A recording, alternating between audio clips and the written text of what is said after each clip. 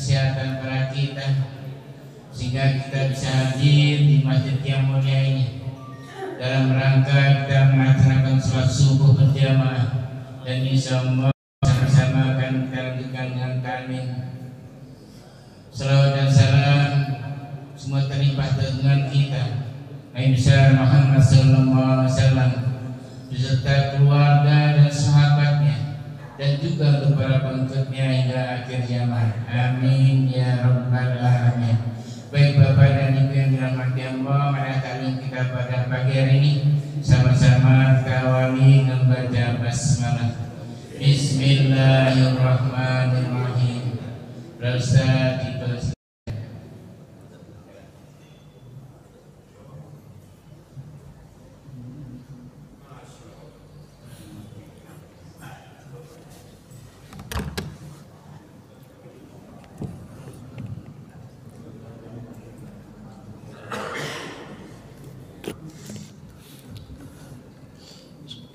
Bismillahirrahmanirrahim. Assalamualaikum warahmatullahi wabarakatuh.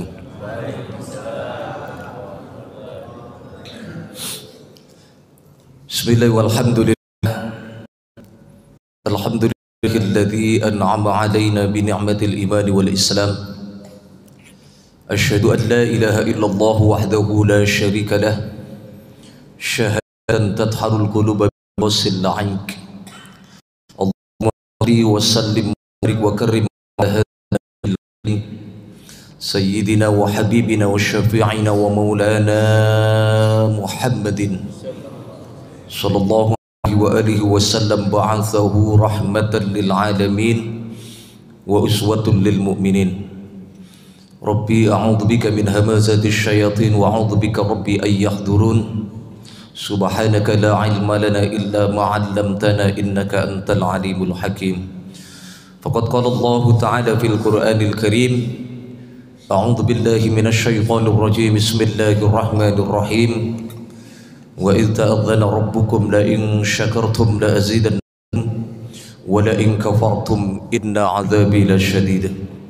وقال رسول الله صلى الله عليه وآله وسلم: من سلك طريقا يلتمس فيه علما سهل الله له طريقا إلى الجنة. شهادة الكرماء مشايخنا الأعزاء وعلماءنا الأجلاء, yang saya ta'zimi, saya muliakan para asatidz wal asatidzah, para guru, para alimul ulama, para tokoh masyarakat, mobil khusus yang sama kita ta'zimi Ketua DKM Masjid Al-Istiqomah Al-Mukarram Wal-Mu'azzam Andi serta seluruh pengurus, staf dan jajarannya, dan yang saya ta'zimi Al-Ustadz Imam selaku wasilah saya bisa hadir silaturahim untuk pertama kalinya di Masjid Al-Istiqomah ini, dan wabil khusus kepada seluruh para pejuang-pejuang sunnah, para calon-calon surganya Allah, yang saya yakin insya Allah hadir kumpulnya kita di pagi hari ini akan menjadi satu wasilah berkumpulnya kelak kita bersama Rasulullah di surga. Amin ya rabbal alamin. Puji syukur alhamdulillah, di kesempatan pagi hari yang cerah ini cukup lumayan menguras energi untuk datang ke tempat yang sangat mulia ini. Setelah nyasar-nyasar sampai ke Ciledug Indah 2 saya masuk tadi, sebenarnya nyampainya dari 4:30, tapi karena muter-muter sampai Ustadz Imam tadi nyusulin saya di perempatan, di pertigaan jembatan itu, saya nggak tahu daerah mana. Beliau nyusul ke sana, saya nyampe ke sini. Jadi, alhamdulillah setelah saya baru pulang dari rumah sakit. Kebetulan saya punya ibu angkat, salah satu ibu yang bersejarah dalam perjuangan saya meniti dakwah, walaupun bukan ibu kandung saya. Saya menunggu beliau qadar jam 11.30 semalam, Allah subhanahu wa ta'ala rumah sakit harapan kita.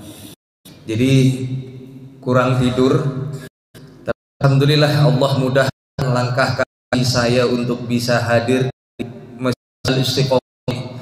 Mudah-mudahan semua yang hadir di pagi hari ini insya Allah mendapatkan curahan rahmat dan barokah dari Allah subhanahu wa ta'ala.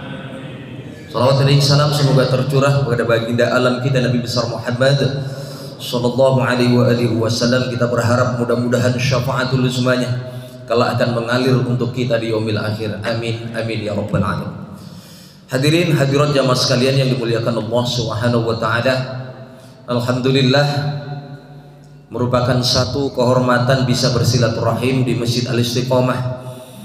Saya yang sering itu di Masjid Al-Muhajirin Ciledug Indah. Kebetulan dengan Ustadz Imam ada Pak Barudin selaku pengurus Masjid Al-Muhajirin juga hadir. Dan untuk kali pertama saya bisa bersilaturahim di Masjid Al-Istiqomah. Mudah-mudahan ini akan menjadi silaturahim kita untuk kedepannya. Akan Allah jaga nanti sampai nanti di yaumil akhir kita masuk ke dalam surga bersama-sama. Amin amin ya rabbal alamin.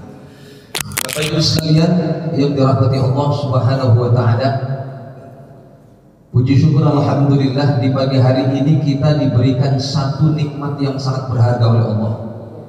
Yaitu nikmat yang pertama, kita diberikan kesempatan untuk bisa menunaikan kewajiban kita melaksanakan sholat subuh secara berjamaah. Dan kewajiban kita yang kedua adalah bertolabul ilmi, karena menuntut ilmu itu hukumnya bukan sunnah. Menuntut ilmu itu hukumnya bukan mubah, melainkan Rasulullah menyampaikan talabul ilmi fardhatun 'ala kulli muslimin wal muslimat. Menuntut ilmu itu hukumnya wajib bagi setiap muslim laki-laki dan muslim perempuan. Maka ini kita pagi hari ini berkumpul mencari ridha dari Allah Subhanahu wa taala. Yang saya teringat hadis Rasulullah, beliau menyampaikan sebuah janji kepada kita.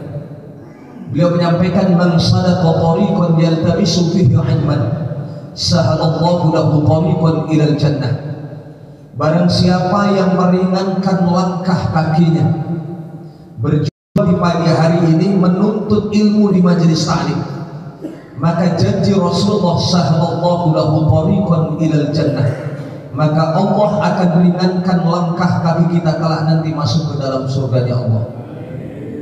Cuma pertanyaannya satu, tolong dijawab. Yang hadir kira-kira di pagi hari ini semuanya pengen masuk surga atau enggak? Ibu-ibu pengen masuk surga?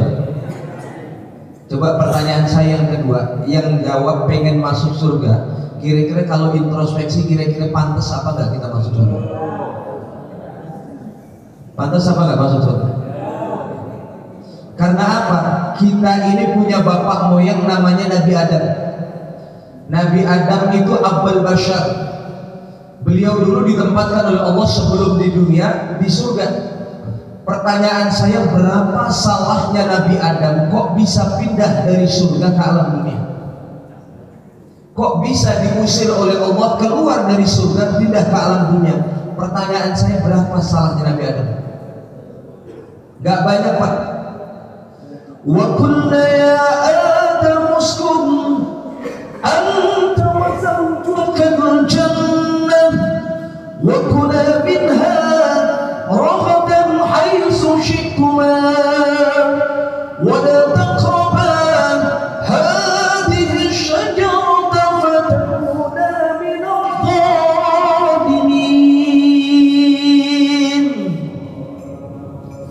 Allah perintahkan kepada Nabi Adam, Adam masuklah engkau ke dalam surga, makan minum sepuasmu rizki dan nikmat yang aku berikan untuk kalian berdua di dalam surga.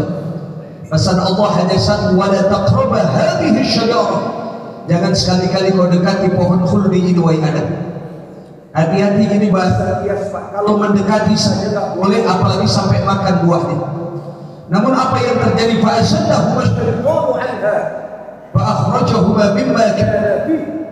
Sayang mereka berdua, Nabi Adam dan Siti Hawa, dijerumuskan oleh setan makan buah khuldi, terusirlah dari surga pindah ke alam dunia ini cuma gara-gara melakukan satu kesalahan dan dosa. Saya ulang sekali lagi, Nabi Adam dosanya berapa, Pak? Satu, makan buah khuldi, diusir dari surga. Kita yang pengen masuk ke dalam surga, dosa kita satu atau banyak?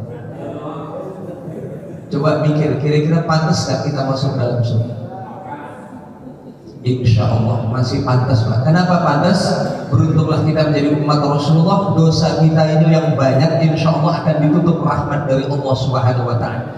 Termasuk salah satunya kita berikhtiar datang di majelis taklim ini mengharap ridho dari Allah Subhanahu wa Ta'ala. Ini adalah satu wasilah. Mudah-mudahan kita nanti bisa berkumpul dengan Rasulullah, mendapatkan curahan rahmat dan syafaat dari Rasulullah Sallallahu Alaihi Wasallam. Amin amin ya rabbal alamin. Bapak Ibu sekalian yang dirahmati Allah Subhanahu Wa Taala, tema kita di pagi hari ini adalah, ada yang tahu temanya apa Pak? Ayo, temanya apa kira-kira? Kunci agar kuat menghadapi ujian dari Allah. Pertanyaan saya Bapak Ibu yang hadir,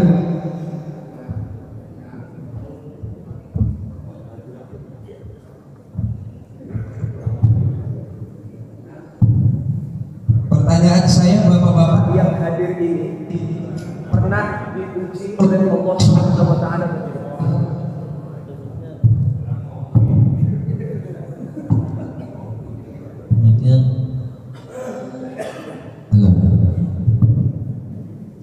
Baik, kita lanjutkan. Kira-kira yang hadir ini pernah atau tidak diuji oleh Allah? Sering atau enggak? Mati-mati mic-nya.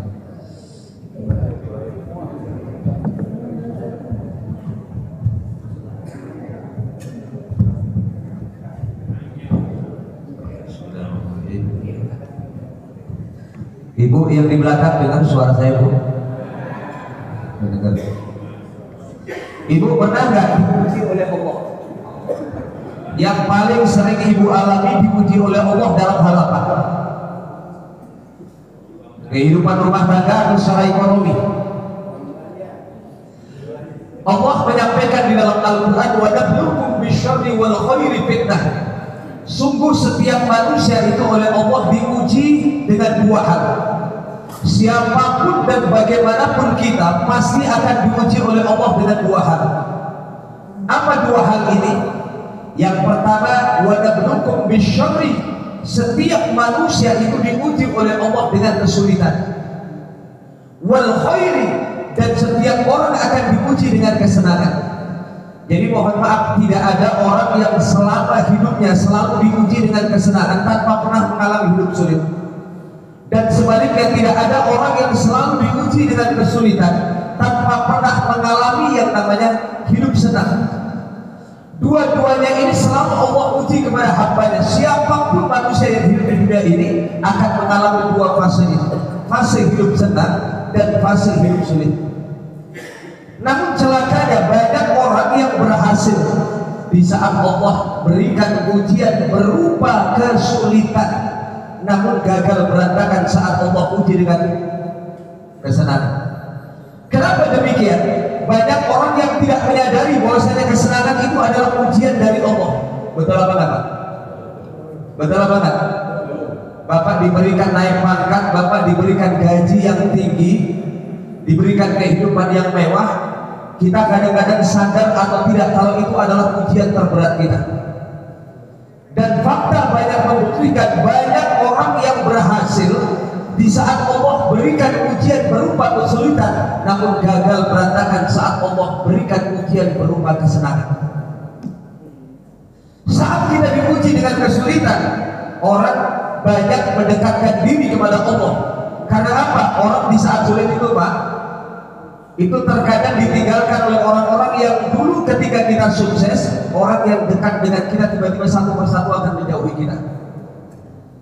Kalau kita jaya, kalau kita punya segala-galanya, orang yang baru kenal kemarin sore itu gak sedikit yang tiba-tiba menganggap kita sebagai saudara. Tapi di saat kita gak punya apa-apa, orang masih setia, sahabat kita masih setia kepada kita, itu bisa dihitung jari. Itulah sahabat yang sebaik.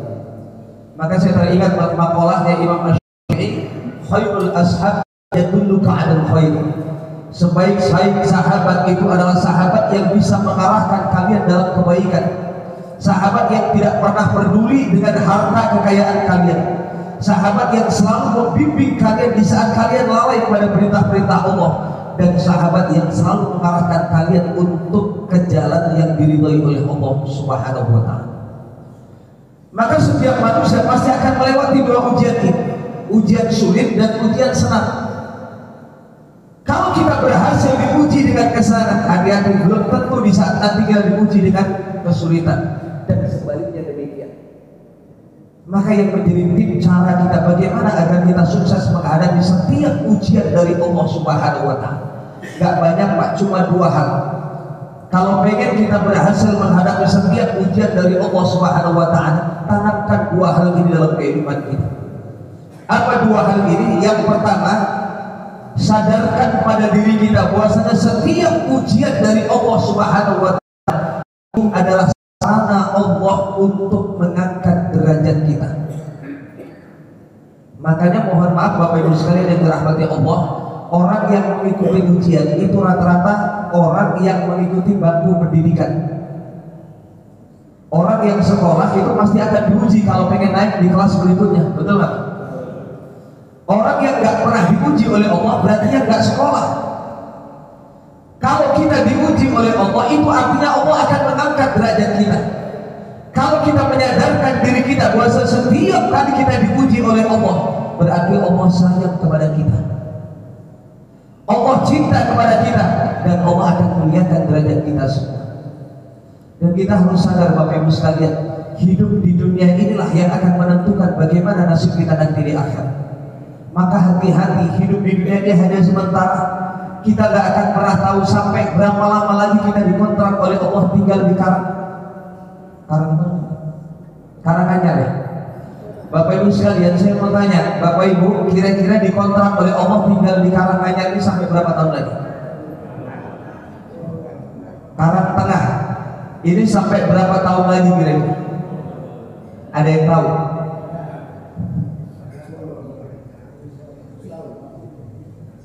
Saya teringat pesan Rasulullah, a'malu ummati ma baina sittin ila sab'in.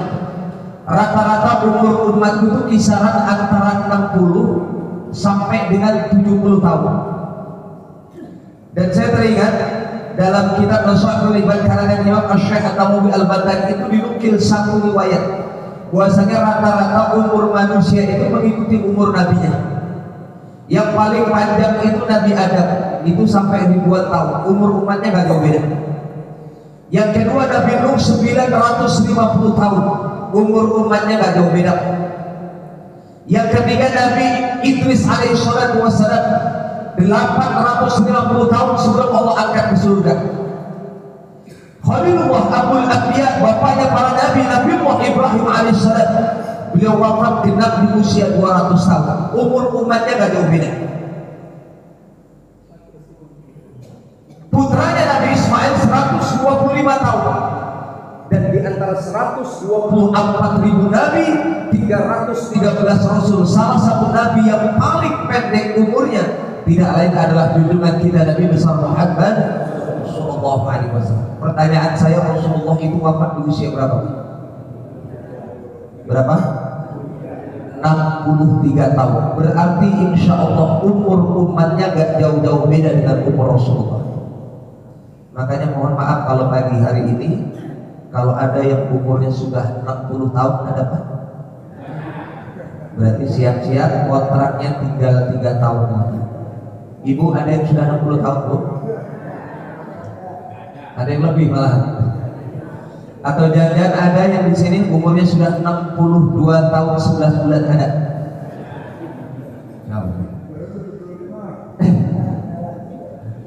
Kalau sudah yang ada umurnya 62 tahun 11 bulan udah dah mulai pagi hari ini ketemu makanan yang enak-enak, makan aja. Udah gak usah mikirin masalah kolesterol, darah tinggi, asam urat, udah. Mumpung umur tinggal sebulan lagi ketemu makan yang enak-enak, makan aja udah. Ini kalau ikutin matematikanya umur Rasulullah. Tapi kalau lebih daripada itu, ingat surah Yasin mengingatkan kepada kita, wa man nu'ammirhu nunaqqisu fil khalqi afala ya'qilun. Dan ketika Allah panjangkan umur setiap hamba, itu cenderung akan Allah balikan hikmahnya kembali seperti anak-anak. Maka gak heran kalau kita lihat ada orang yang umurnya sudah 70 tahun ke atas, itu rata-rata kelakuannya berubah lagi kayak anak-anak. Makan disuapin sama anak, jalan dituntun sama anak. Bahkan tidak sedikit ada orang tua kita yang sudah sepuh sampai mandi pun dimandikan sama anaknya, sampai buang air pun dicekokin sama anaknya. Pesan Allah apa? Afala yaqilun? Apakah kalian tidak berpikir? Sihataka qabla saqamika wa faragaka qabla syughlika wa sababaka qabla haramika wa ghinaka qabla faqrika wa hayataka qabla mautika. Pergunakan sehatmu sebelum datang sakit. Pergunakan waktu lapangmu sebelum datang waktu sempit.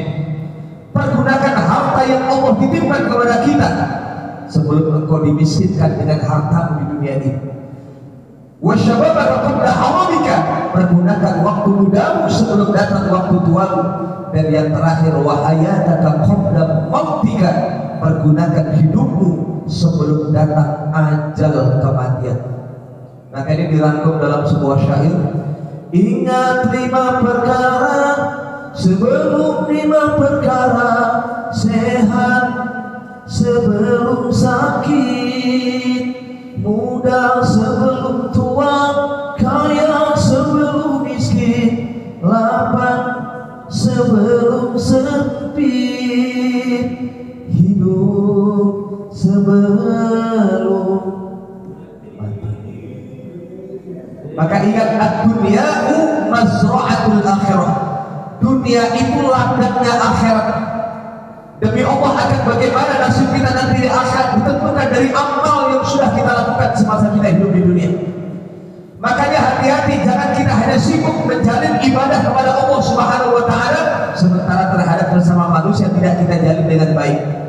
Ini pertanggungjawaban yang paling berat nanti di akhirat, Pak. Kalau saya boleh tanya, Bapak punya dosa, lebih berat mana pertanggungjawabannya di hadapan Allah nanti? Dosa kepada Allah atau dosa terhadap sesama manusia? Lebih berat mana, Pak? Pertanggungjawabannya nanti Bapak kalau punya dosa atau salah sama Allah dibandingkan Bapak punya dosa dan salah kepada tetangga Bapak, lebih berat mana kira-kira? Sama tetangga. Kenapa? Allah itu gak punya sifat dendam, sementara manusia punya sifat dendam. Kalau kita punya salah yang belum kita tuntaskan urusan kita di dunia, hati-hati, itu menjadi batu ganjaran kita nanti di akhirat. Rasulullah menyampaikan dalam sebuah hadis, at-taquna manil muflis. Tahukah kalian siapa orang yang paling bangkrut nanti di akhirat? Orang yang paling celaka nanti di akhirat? Ada sahabat yang menjawab, ya Rasulullah, al-muflisu min ummatuka fina man la dirham. Orang yang paling bangkrut di akhirat adalah orang yang semasa hidupnya miskin, gak punya dirham, gak punya uang. Jawaban Nabi, laisa dari, bukan itu. Ya Rasulullah, al-muflisu min ummatuka fina man la dirham lahu wa la mata'. Orang yang paling celaka nanti di akhirat adalah orang yang semasa hidup di dunia sudah miskin, gak punya harta, gak punya perhiasan, gak punya pangkat, jabatan, kedudukan terhormat di dunia. Jawaban Nabi, laisa dari, bukan itu wahai saudara. Sumpah ya Rasulullah, lalu siapa orang yang paling celaka, orang yang bangkrut nanti di akhirat? Perhatikan baik-baik, Pak.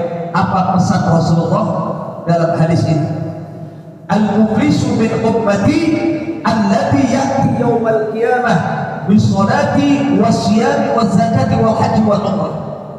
Orang yang paling celaka nanti di akhirat adalah mereka semasa hidupnya adalah tergolong orang-orang yang ahli ibadah.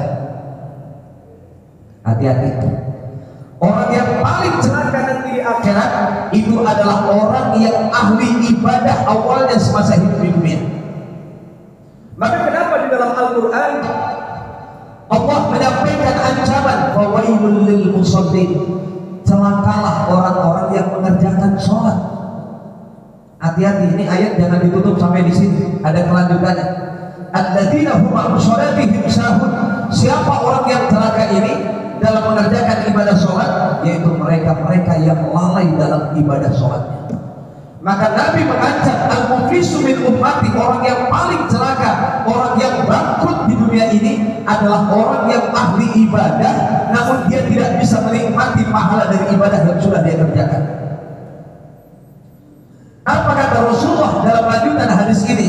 Wa ya'ti qad syatamna hada wa qadhafa hada wa akala mala hada wa syafaka dama hada wa daraba hada. Orang ini memang semasa hidupnya rajin ibadah, namun sayang dia meninggal dunia banyak meninggalkan dosa dan kesalahan kepada orang lain. Na'udzubillahi min. Ibu-ibu hati-hati kalau punya salah lidah sama tetangga kita. Kalau belum sempat minta maaf, kita dipanggil oleh Allah Subhanahu wa taala. Demi Allah, amal kita nanti satu persatu akan hilang di hadapan Allah. Wa ya'ti qad syatabba hada. Rasulullah mengisyaratkan, kata para ulama, orang ini dengan bangganya nanti di akhirat dengan segudang amal kebaikannya. Ya Allah, ini amal sholat saya, ini sholat fardu saya, ini sholat sunnah saya, ini puasa wajib saya, ini puasa sunnah saya.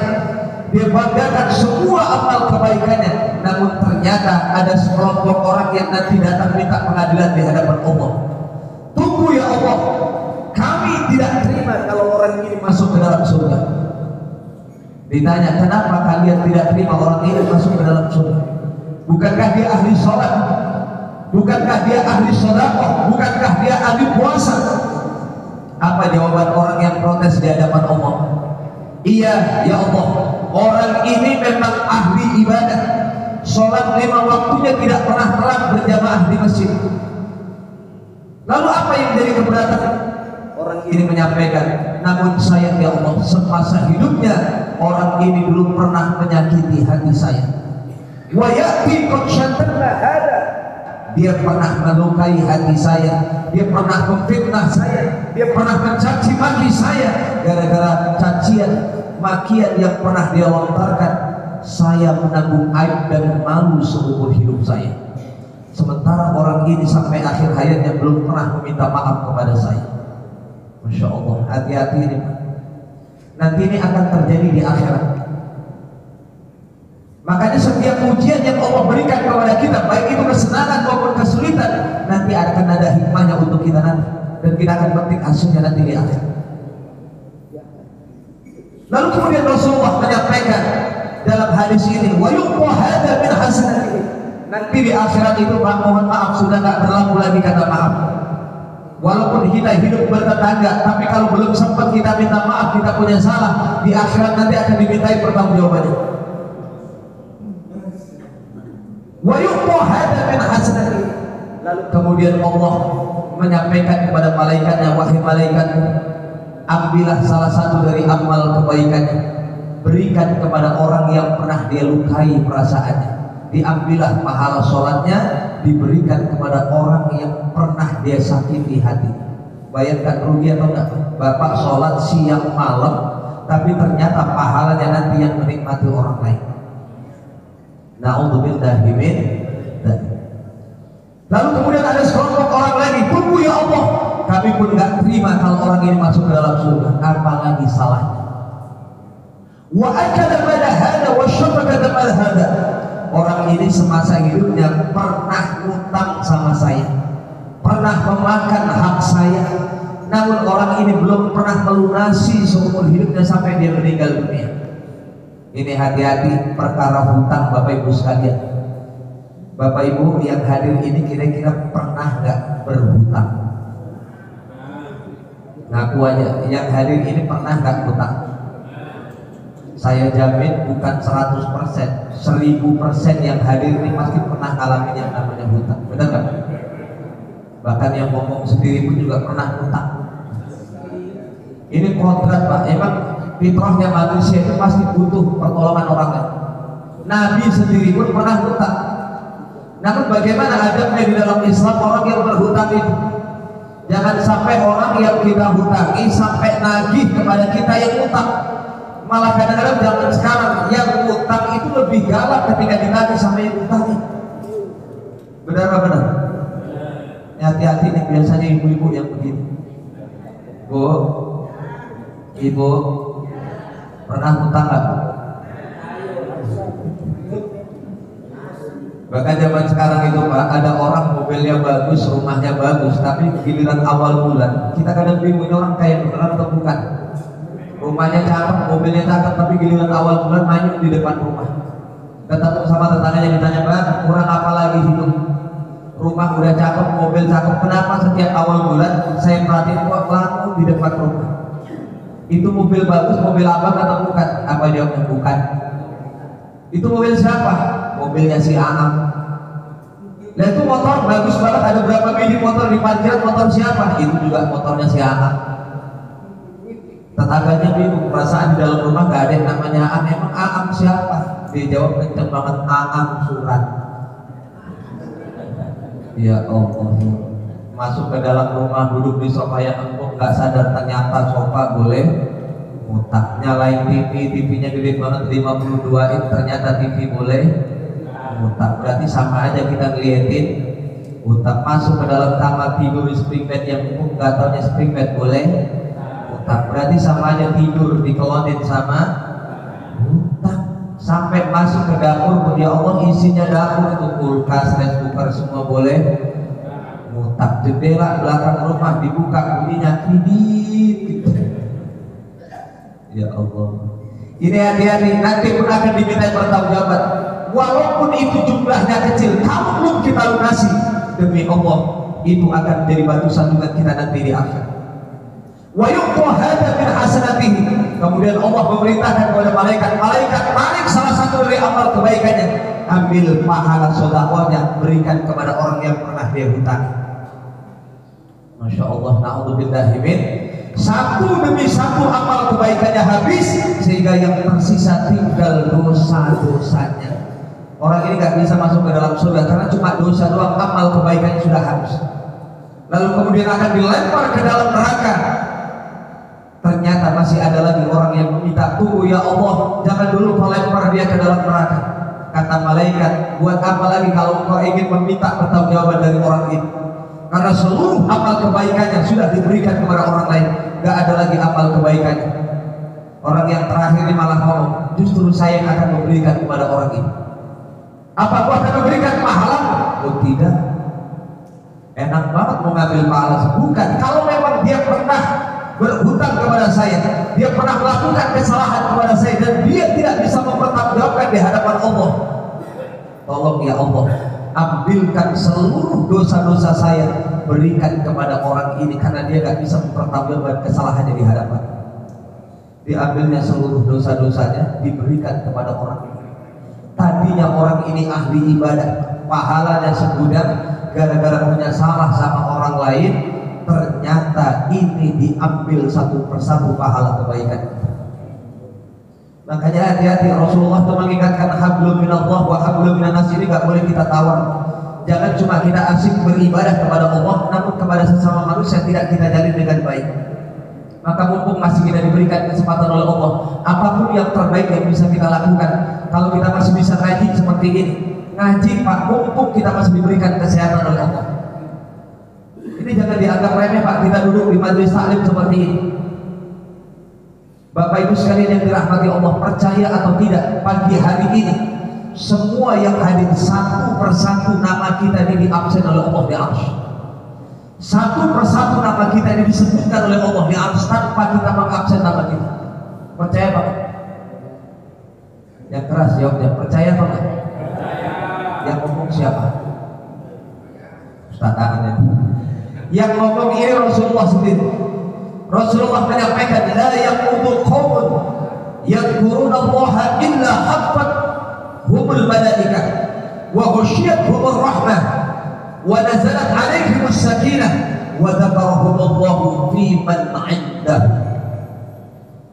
Tidaklah seseorang yang duduk di majelis zikir, orang yang duduk di majelis ilmu, yang dia berangkat niatnya hanya karena Allah, melainkan malaikat akan menaungi mereka. Cuma sayang Pak, kita ini gak bisa melihat dengan mata telanjang kita. Seandainya kita bisa menyaksikan dengan mata telanjang kita, demi Allah di atas masjid ini, bahkan mungkin di atas kita ini, malaikat menebakkan sayapnya memberikan perlindungan kepada kita orang yang duduk di majelis ini. Ada satu malaikat yang memang ditugaskan oleh Allah berpatroli keliling dunia mencari orang-orang yang duduk di majelis ilmu.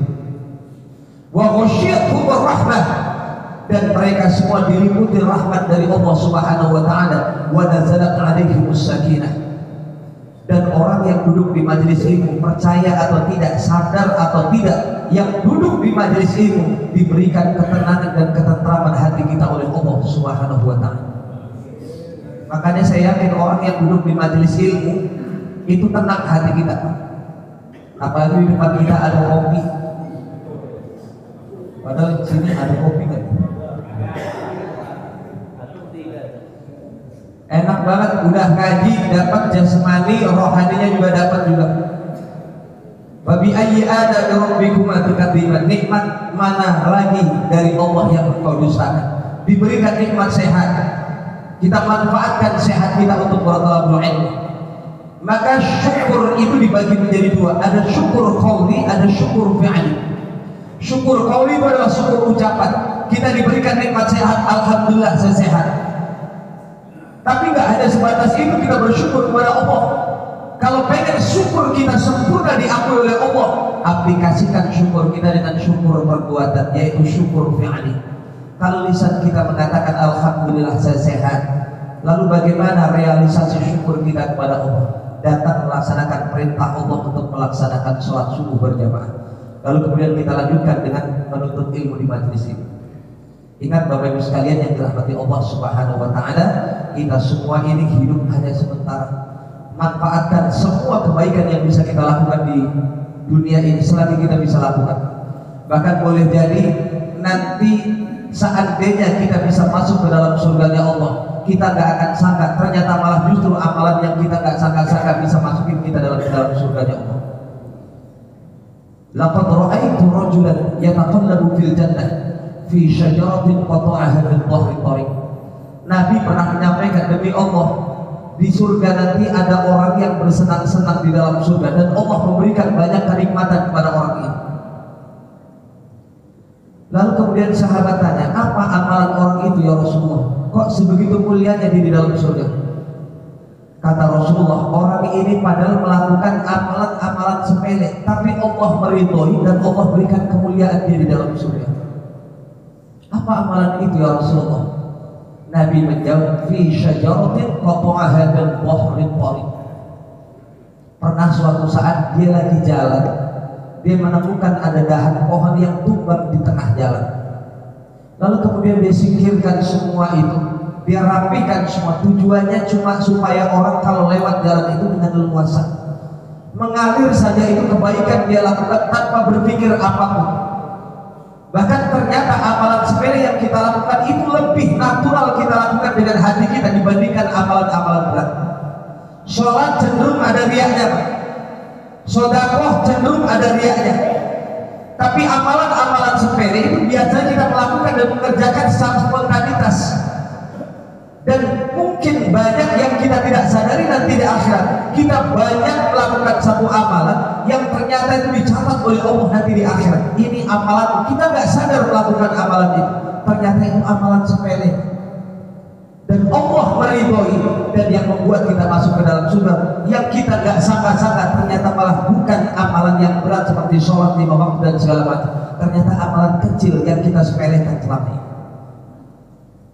Maka saya yakin semua yang hadir di sini pengen nanti di akhirat dimuliakan oleh Allah Subhanahu wa taala. Dan kalau pengen kita dimuliakan oleh Allah Subhanahu wa taala, kata Imam Asy-Syafi'i dalam kitab Manaqib Asy-Syafi'i Al-Baihaqi, kuncinya ada 3. Kalau pengen kita dimuliakan oleh Allah Subhanahu wa taala, kuncinya ada 3. Yang pertama, beliau menyampaikan kitmanul faqri hatta yadunna an-nasu min 'abdika annaka ghaniyyun.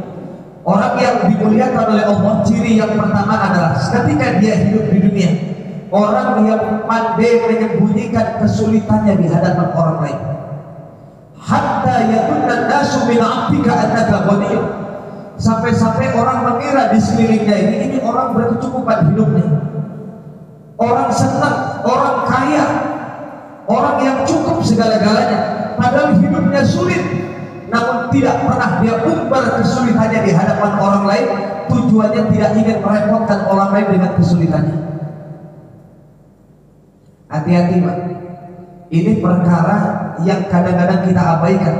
Di zaman sekarang malah justru orang sebaliknya menjual kesedihannya supaya orang lain pamrih dengan dia, supaya orang lain berbaik hati dengan dirinya, bahkan mengumbar kesedihannya kepada orang lain supaya orang lain memberikan bantuan kepada orang ini. Na'udzubillah min dzalik. Kalau pengen kita mulia, apapun kesulitan yang ada pada diri kita, kalau bisa jangan sampai orang lain itu mengetahui kesulitan kita, kesusahan kita, kemiskinan kita. Sanggup nggak kira-kira Pak? Sanggup? Oke, yang kedua, siapa ciri orang yang dimuliakan oleh Allah?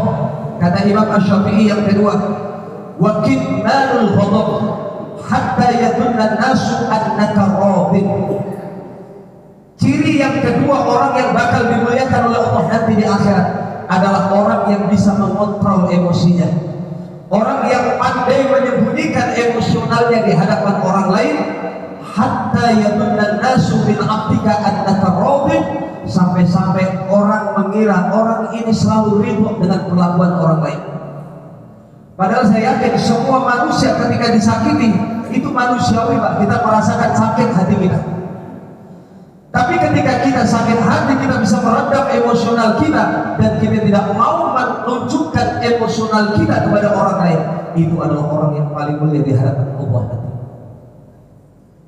Bukan malah justru kita mengumbar amarah kita, apalagi di media sosial zaman sekarang. Orang punya masalah curhatnya di media sosial, lagi berantem sama suami, ditulis di status Facebook, ditulis di status Instagram, tulis status WhatsApp, sehingga orang lain tahu semua atas kesulitan yang kita alami, atas amarah yang kita jalani.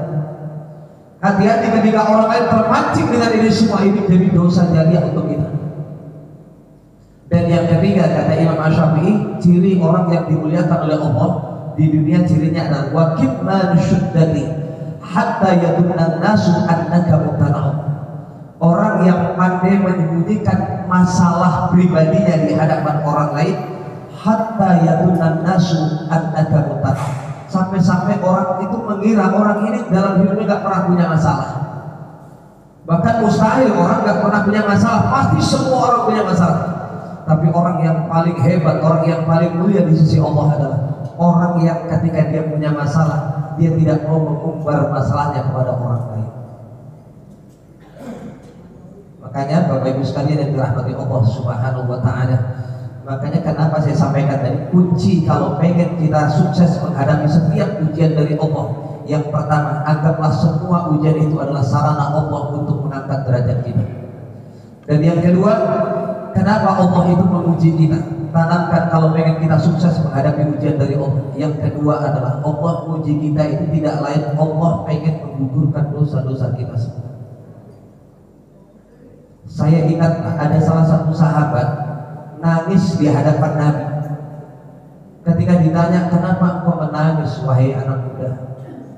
Anak muda ini nangis di depan Rasulullah sambil cerita gini, ya Rasulullah, aku khawatir Allah tidak lagi menyayangi aku. Kenapa engkau mengatakan hal demikian? Aku pernah mendengarkan engkau menyampaikan satu hadis bahwasanya ketika Allah menguji hambanya dengan ujian sakit, dan sakit itu dia rasakan betul dalam kehidupan itu, dan dia bersabar atas sakit itu, maka itu cara Allah untuk meruntuhkan dosa-dosa yang pernah dia lakukan. Lalu apa masalahnya dengan dirimu wahai anak muda? Justru itu ya Rasulullah, sampai detik ini bertahun-tahun aku gak pernah sakit ya Rasulullah. Ini aneh, orang sakit malah sedih. Kira-kira kalau Bapak ditanya pengen hidup sehat atau sakit? Ayo, kalau kita udah dengerin hadis ini, ternyata sakit yang kita alami itu merontokkan, menggugurkan dosa-dosa kita, asalkan kita ridho, kita ikhlas. Sudah tahu ternyata sakit kalau kita sabar itu meruntuhin dosa-dosa kita. Berarti kalau kita ditanya pengen gak hidup kita sehat atau pengen hidup kita sakit? Nah, pengen sehat atau pengen sakit? Tetap pengen sehat. Pengen sehat tapi sesekali diuji sakit, tapi sakitnya jangan kencang-kencang. sakitnya yang biasa aja, agar kita kuat menghadapi ujian sakit itu. Lalu kemudian Rasulullah tersenyum, kau ini aneh wahai anak muda. Orang di mana-mana pengen hidupnya sehat, lalu kenapa kau diberikan sehat malah pengen sakit? Aku yakin ya Rasulullah, aku siap menghadapi ujian Allah kalau Allah berikan sakit kepadaku. Karena Allah menyampaikan, la yukallifullahu nafsan illa wus'aha. Tidaklah Allah menguji setiap hambanya kecuali hambanya itu siap dan mampu menghadapi ujian dari Allah. Jadi itu yang harus kita tanamkan. Setiap kali kita mendapatkan ujian dari Allah, la yukallifullahu nafsan illa wus'aha. Allah itu tidak akan pernah menguji kita kecuali kita mampu untuk melewati ujian tersebut. Lalu bagaimana Ustaz kalau kita diuji berat luar biasa dalam kehidupan kita saat ini, ternyata tahun depan kita dapat ujian yang lebih berat daripada sekarang?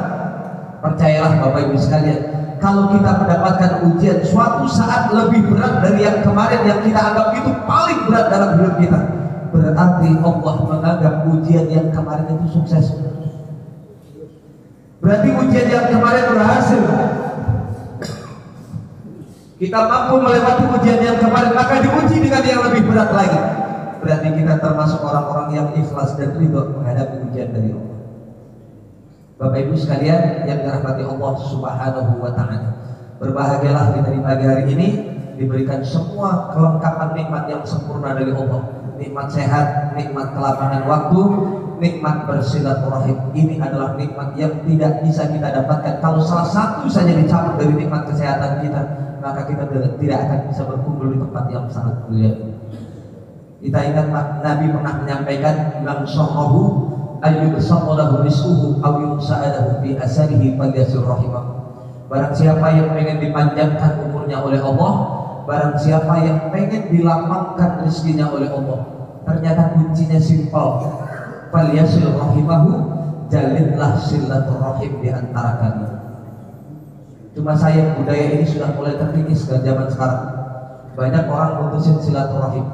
Hadis ini malah banyak yang mempraktikkan orang tua kita dulu. Orang-orang dulu itu rata-rata umurnya panjang-panjang, 100 tahun itu biasa orang. Bahkan saya punya nenek di Blitar, Jawa Timur, itu meninggal usianya 102 tahun. Zaman sekarang nemu nggak orang umurnya sampai 100 kali. Orang dulu umurnya panjang, punya anak banyak tuh berkah. Sekarang orang punya anak paling banter berapa Pak? 2. Itu aja ngeluh, ya Allah sembako makin mahal, pendidikan sekarang makin mahal. Orang dulu punya anak 15, 10 itu biasa. Padahal ekonomi orang dulu itu lebih sulit daripada sekarang, zaman sekarang. Tapi orang dulu nggak pernah sampai ada yang mati kelaparan anak yang ngurusin anak yang banyak. Bahkan berkahnya terasa ketika punya anak 10, 15 ngerantau berhasil. Ketika lebaran terasa tempat berkahnya. Datang anak nomor 1, Assalamualaikum Pak minal aidin wal faizin. Dicium tangan kedua orang tuanya sambil ngaklopin orang tuanya, "Ma, saya nggak bisa ngasih banyak THR. Ini cuma bisa ngasih 1 juta buat Mama." Alhamdulillah diterima 1 juta. Datang anak yang kedua, "Ma minal aidin wal faizin." Ngasih lagi duit amplop 1 juta. Berapa udah? 2 juta. Datang lagi nomor 3, nggak tahu kenapa itu kompakan semua ngasih duit 1 juta. Berarti 15 orang dapat duit berapa? 15 juta. Alhamdulillah. Biasanya ibu-ibu kalau dapat THR dari anaknya 15 juta senang apa enggak, Bu? Tapi sayang yang saya ceritain itu bukannya senang, Pak. Dikasih duit anaknya 15 juta bukannya senang, malah nangis. Bapaknya yang terima duit ini bingung. Begitu dikasihin sama maknya, "Malu ini lo terima duit dari anak-anakmu 15 juta." Malah nangis gitu. Bapaknya nanya, "Kamu ini kenapa? Di mana-mana perempuan dapat duit senang, kamu malah nangis?" Jawabannya keras banget di depan suaminya, "Saya nyesel." Ditanya, "Maksud kamu nyesel kenapa?" "Kalau tahu begini bikin anak 50 aja." Ya Allah, Bang, kalau kita punya anak 50 tiap lebaran, satu orang mesti duit 1 juta, berarti dapat duit berapa, Bu? 50 juta. Berarti ada nggak sekarang ini yang ngasih THR sampai 50 juta perusahaan? Ada. Makanya niatin ibu pulang dari sini ngomong sama suaminya, "Ya, bikin anak sampai 50 ya." Kuat nggak kira? Itu simbol gambaran orang yang melanggengkan silaturahim, insya Allah rizkinya dijamin oleh Allah, diberkahkan rizkinya. Ingat Pak, rizki itu bukan dilihat dari besar kecilnya jumlah, tapi lihat dari keberkahannya. Banyak orang yang punya harta banyak tapi hilang keberkahannya, merasa miskin terus. Dan sebaliknya ada orang yang rizkinya pas-pasan tapi dicukupi oleh Allah, dan dia merasa dia sudah memiliki segala-galanya, padahal hartanya nggak seberapa, tapi karena dia bersyukur merasa cukup, rizki yang sedikit itu akan ditambah oleh Allah Subhanahu wa Ta'ala. Bapak Ibu sekalian yang dirahmati Allah Subhanahu wa Ta'ala,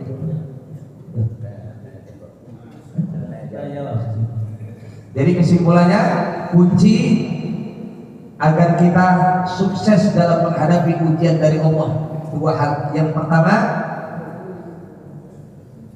Masya Allah. Yang pertama Pak Bu, ini repot nih kalau ceramah depan nenek-nenek begini. Bu, apa yang pertama? Ibu suka disinggung sama sebuah syair, belajar di waktu kecil bagai mengukir di atas batu, belajar sesudah dewasa laksana mengukir di atas. Persis kayak ibu, belajar di waktu kecil bagaikan mengukir di atas batu. Orang tuh kalau masih muda Pak, tangkas, gurunya nerangin apa, orang tuanya ngomong apa, itu kadang terukir jelas di pikiran anak kita. Tapi kalau belajar di usia umur udah di atas 50 tahun, itu kadang-kadang bagaikan mengukir di atas air. Ustadznya belum kering keringatnya ngomong sampai keringetan, ditanya lagi, padahal cuma dua. Yang pertama tadi apa Pak?